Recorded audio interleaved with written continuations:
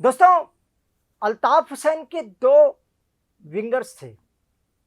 اس میں سے ایک عمران فاروق صاحب تھے اور دوسرے ان کے چیئرمین جنہوں نے اس پارٹی کو بنایا تھا، ایم کے کو بنایا تھا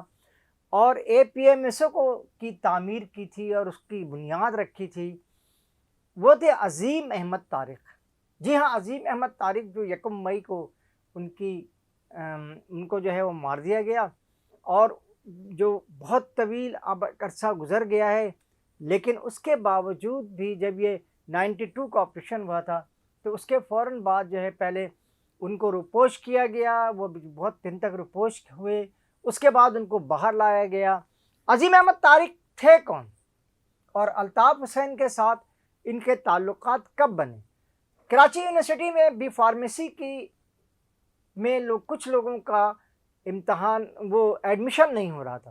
جس میں الطاف حسین اور عظیم احمد طارق اور ان کی اہلیہ بھی شامل تھیں. یہ تمام لوگوں نے ایک گروپ بنایا اور اس گروپ نے وائس چانسلر سے گفتگو کی، احتجاج کیا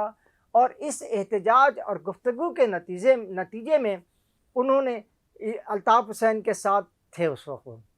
لیکن جب اے پی ایم ایس او کی بنیاد ڈالی گئی، یعنی ایک ایسی پہلے وہ ایک ساتھی قسم کی وہاں پہ بنائی گئی تھی تنظیم اور وہ اس میں سارے ساتھی مل کر کے بیٹھتے تھے اور وہ کچھ کام کرتے تھے. اس کے بعد یہ سوچا گیا کہ اسلامی جمعیت طلبہ کے مقابلے میں ایک ایسی پارٹی کو لایا جو کراچی کے، کیونکہ اس وقت اسلامی جمعیت طلبہ کے ساتھ بھی جو اتحاد تھا وہ پنجابی پختون کا بھی الگ الگ اتحاد تھا. پنجابیوں کا الگ تھا، پختون کا الگ تھا. اسی طرح ایک جے سنگھ نے بھی چھوٹی سی تنظیم بنائی ہوئی تھی، وہ بھی جمعیت کے ساتھ مل کر وہ جو الیکشن لڑتی تھی. تو لہٰذا یہ سوچا یہ گیا کہ ایک ایسی پریشر گروپ بنایا جائے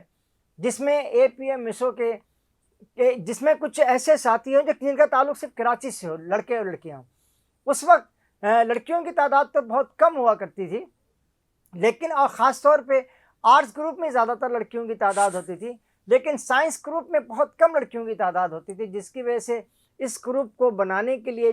جب وہ بی فارمیسی کے علاقے سے یہ گروپ بننے لگا تو اس وقت یہ صورتحال سامنے آئی کہ اے پی ایم ایس او جو ہے وہ نہیں بن سکتے، بلکہ ایک چھوٹا سا گروپ بنا لیا جائے جو اسلامی جمعیت طلبہ کے ساتھ مل کے کچھ سیٹیں لے کر کے کچھ اردو بولنے والوں کے مسائل حل کیے جائیں. اس کے بعد الطاف حسین صاحب اس میں شامل ہوئے اور الطاف حسین صاحب نے اس گروپ کو آگے بڑھانے کی کوشش کی. لیکن جب اے پی ایم ایس او کے بننے کے بعد جب 17 مارچ کو اور 88 میں جب یہ سلسلہ شروع ہوا تو اس وقت جو ہے اس وقت بھی الطاف حسین نہیں تھے. جب یہ متحدہ ایم کے مہاجر قومی موومنٹ بنائی جا رہی تھی، اس میں دیگر ساتھیوں کے ساتھ امین الحق بھی موجود تھے، لیکن اس گروپ میں بھی الطاف حسین موجود نہیں تھے. اور عظیم احمد طارق نے اے پی ایم ایس او کی بھی بنیاد رکھی اور اس کے بعد یہ مہاجر قومی موومنٹ کی بھی بنیاد یہ اے پی ایم ایس او کے ساتھ بات رکھی گئی. جب وہاں سے لوگ نکلے، جب کراچی یونیورسٹی میں انہیں زیادہ قریبی کوئی وہ نہیں مل سکا تو یعنی طلبہ کی کوئی زیادہ اس میں وہ نہیں مل، کیونکہ جمعیت اس وقت تو ہر طرف چھائی ہوئی تھی کہ اسلامی جمعیت طلبہ جو تھی، تو انہوں نے یہ کیا کہ یہ اپنے کام کو محلے کی سطح پہ بنایا. لیکن جیسے ہی یہ مہاجر قومی موومنٹ جو تھی وہ محلے کی سطح پہ آئی اور اس میں الطاف حسین صاحب شامل ہوئے تو اس کے بعد ایک بہت بڑی تعداد میں ایم کے ایم کو جو پذیرائی حاصل ہوئی اور ایسا محسوس ہو رہا تھا کہ بہت جلد جو ہے یہ تنظیم پورے کراچی پہ راج کرے گی. الطاف حسین کے ساتھ دو ساتھی، ایک عظیم احمد طارق اور ایک عمران فاروق تھے. عمران فاروق جو تھے وہ انڈر گراؤنڈ جو سیاست تھی اس کے ماہر سمجھے جاتے تھے اور وہ عظیم احمد طارق اس گروپ کے ایک ایسے ساتھی تھے اور یا گروپ کے ایسے جسے سنجیدہ گروپ کہا جاتا تھا. الطاف حسین کا جو انداز تھا وہ آپ سب کو پتہ ہے، انتہائی جوشیلا انداز ہوا کرتا تھا ان کا، اور وہ انتہائی جوش و خروش کے ساتھ تقریر بھی کیا کرتے تھے اور اس میں دھمکی بھی اور اس میں گفتگو کا لہجہ جو ہے بہت سخت ہوا کرتا تھا. لیکن اس کے برعکس عظیم احمد طارق جو ہیں وہ انتہائی سافٹ گفتگو کرنے کے عادی تھے اور بہت سمجھداری سے گفتگو کیا کرتے تھے. لیکن ایک آپ کو میں بات بتاؤں کہ اے پی اے میں وہ جو تھے ہمارے عظیم احمد طارق صاحب، ان کو یہ بات قطعی پسند نہیں تھی کہ کوئی ایسا واقعہ پیش آئے جس دن اخبارات کی چھٹی ہو، کیونکہ وہ لکھنے لکھانے والے بھی اور جو مختلف کتابچے جو اے پی اے میں سے کے موجود ہیں وہ بھی سارے کے سارے عظیم احمد طارق، کسی نہ کسی طرح سے عظیم احمد طارق اس میں شامل رہے ہیں. یہ ساری تو لیکن یہ محض اتفاق آپ کہہ دیں، یہ بہت عجیب سی بات تھی کہ وہ یہ چاہتے تھے ہمیشہ کہ جو وہ پارٹی میں ہیں تو کوئی ایسا جلسہ کیا جائے یا جلوس کیا جائے جس کے دوسرے دن جو ہے وہ اخبارات کھلے ہوں. جو ایسا نہیں تھا کہ وہ کبھی 30 اپریل کو یہ چاہیں کہ کوئی جلسہ کریں، 30 اپریل والے جلسے کو وہ 1 مئی میں تبدیل کر دیتے تھے اور 1 مئی کے یا 2 مئی میں تبدیل کر دیتے تھے تاکہ کوئی ایسی خبر جو ہے وہ سامنے آئے لوگوں کے جو تازہ ترین بھی ہو اور اخبارات کی زینت بھی بن سکیں. لیکن عظیم احمد طارق کو جو مارا گیا وہ 1 مئی کے دن، یعنی 1 مئی تھی اس دن،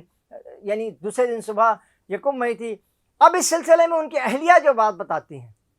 دیکھیں میں آپ کو یہ بات اس لیے بتا رہا ہوں کہ یہ ایسے کیسز ہیں، عظیم احمد طارق، فاروق عمران فاروق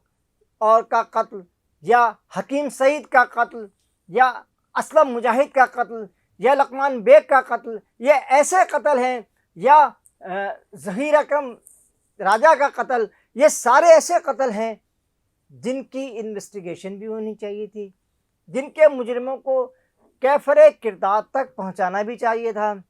اور یہ مجرم اگر سزا یافتہ ہوتے تو یہ پارٹی جو الزام لگاتی ہے اسٹیبلشمنٹ پہ کہ اسٹیبلشمنٹ نے اس کے ساتھ ایسا کیا تو آج یہ برسوں گزر گئے ہیں. لیکن اس پوری صورتحال کی ایک میں اور آپ کو بھی بتاؤں، یہ جو الطاف حسین پر الزام لگایا جاتا ہے کہ انہوں نے پاکستان کے خلاف اور پاکستانی فوج کے خلاف بےہودہ قسم کی، جس پر انہوں نے معافی بھی مانگ لی اور 24 گھنٹے کے اندر معافی مانگی، لیکن وہ معافی ناقابل قبول تھی اور آج بھی یہ ایک مسئلہ بنا ہوا. کیا وہ مقدمہ چلایا گیا ہے؟ بہت ساری ایف آئی آر پورے ملک میں، کراچی میں، پنجاب میں، لاہور میں، اور آپ کے خیبر پختونخوا، کشمیر تک میں اس کی ایف آئی آر کٹوائی گئی الطاف حسین کے خلاف، لیکن مقدمات نہیں چلائے گئے. تو کیوں نہیں چلائے گئے؟ اس لیے کہ یہ مقدمات بنتے ہی نہیں تھے. ان مقدمات کا نہ کوئی سر تھا، نہ کوئی پیر تھا، اور نہ ہی ان مقدمات کو آگے بڑھایا جا سکتا تھا. تو آج بھی یہ سوال ہے کہ عمران فاروق کے قاتل ہوں، یا یہ جو ہمارے مصطفیٰ کمال صاحب جو بار بار کہا کرتے ہیں، بار بار یہ کہتے ہیں کہ جی فلاں کا قاتل الطاف حسین ہے، فلاں قاتل الطاف حسین ہے، وہ یہ بھی بتائیں نا کہ عظیم طارق کا قاتل کون ہے، یا یہ بتائیں کہ عمران فاروق کا تو آپ بتا رہے ہیں، یہ بتائیں کہ عظیم طارق کا قاتل کون ہے،